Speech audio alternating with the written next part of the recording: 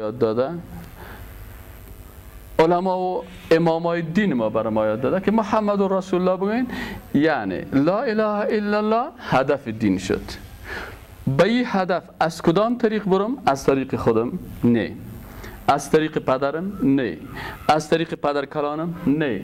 از طریق قومم؟ نه. خیر از کدام طریق برم؟ خدای عزوجل میگه که محمد رسول الله. محمد کی است؟ رسول خداوند. بنابراین اگر میخوای به الله برسی، رضایت الله کسب کنی، نمیشه مگر ای که از طریق روش و طریقه رسول اکرم صلی الله علیه و سلم استفاده بکنی. رسول اکرم صلی الله علیه و سلم در زندگی خود دین تطبیق کرد، قرآن آورد و خدای عزوجل گفت که الیوم اکملت لکم دینکم، امروز تکمیل کردم دین خدا برای شما. بنابراین دین کامل شده. Religion, Islamic religion is completed. خلاص تمام شد دیگه، جای نداره که ما دو گپ دیگه را داخل کنیم. و رسول اکرم صلی الله علیه و سلم گفت ترکت فیکم امرین، دو چیز برای شما ترک کردم، لن تضلوا ما تمسکتم بهما، که شما گمراه نمیشین تا روز قیامت. از زمانی که پیغمبر سم ترک کرده تا روز قیامت فرمول پیغمبر سم بر ما میده. ما نمیخوایم گمراه شویم. پیغمبر سم گفت بله اگر میخوای گمراه نشی، ترکت فیکم، دو چیز برای شما ترک کردم که تا وقتی که به این دو چیز تمسک بکنین، این دو چیز چنگ پرتین، از این دو چیز استفاده بکنین، شما گمراه نمیشین. چی هست ای پیغمبر خدا؟ پیغمبر خدا که به او ایمان داریم، مؤمن بهی ما هست، و ایمان داریم که رسول خداست، و ایمان داریم که از دل خود گپ نمیزد، و ما ینطق عن الهوا ان هو الا وحی یوحی. گفت کتاب الله و سنتی، کتاب خدا که قرآن عظیم شان است و سنت صحیحه پیغمبر صلی الله علیه و سلم. سنت صحیحه یعنی چی؟ یعنی حدیثی که یک عالم متخصص حدیث بگه که بله ما تحقیق کردیم امی حدیث درست است.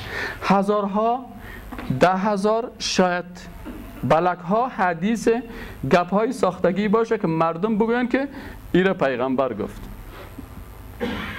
شاید در دواخانه 20 قسم دوای ساختگی و دروغ باشه. شما میرین پیش دکتر متخصص که دکتر صاحب اینی دوا درست است، برات میگه این دوا تاریخش چه شده، این دوا اکسپایر شده، این دوا تاثیر نداره، این دوا را دروغ ساختن، این دوا را کدام شرکتی که صلاحیت دواسازی نداره ساخته. بنابراین شما به گپ دکتر متخصص کرده هر دوا را نمیخورین، اگر خوردین هلاک میشین. از دیدگاه شریعت اسلامی عین گپ است. گپ های زیاد است، هر کسی که خیست گپ میزنه. چرا گپ میزنی؟ والا پدرکلان ما اینی گپ گفت. چی کاره بود پدرکلان؟ از او میگه پدرکلان ما یک روز هم در مدرسه نرفته بود و در درس نخوانده بود. از کجا کردی؟ والا از برای ما از نکه و نبیریم اینمی ارث رسیده. خب میراث پدرها با میراث پدرها خود چیز کار نمیشه. پس سنت صحیحی که او را علمای حدیث تایید بکنه. بناهن هر مسلمان از خدا بترسه، وقتی که حدیث از پیغمبر روایت میکنه حداقل پیش یک عالم بره. من استاد شرایط هستم، قسم به خدای عزوجل است که در حدیث مشکل داشته باشم، دکتر صاحب عبدالباری که در مسجد چی هستم؟ مسجد حاجی یعقوب است. دکتر صاحب این دو حدیث ما دارم، لطفا در مورد صحتش گپ بزن. برام میگه برادر حدیث اولیت حدیث صحیح است، حدیث دومی حدیث نیست، قول فلانی صحابی است، سومیش گپ موضوع است. یوم البتر چی است؟ اوه دو تا کاکا شیشتن که بیادر یوم البتر گفته پیغمبر. خدا خوارت کنه، پیغمبر کی گفته یوم البتر؟ قاری صاحب خلق الانسان من تفاوت، در کجای قرآن گفته که خلق الانسان من؟ از خدا بترس. پس تو چرا؟ من کذب علی متعمدا.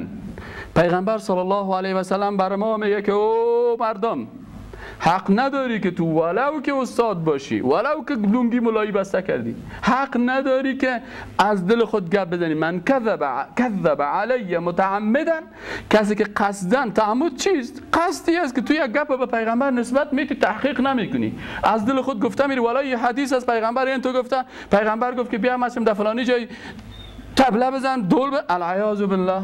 من کذب علی متعمدا فلیتبوأ مقعده من النار. آماده بسازم مقعد خدا، جایگاه خدا از دوزخ. از این خاطر انسان حق نداره که حدیثی که پیشش صحیح نیست او رو تبلیغ بکنه.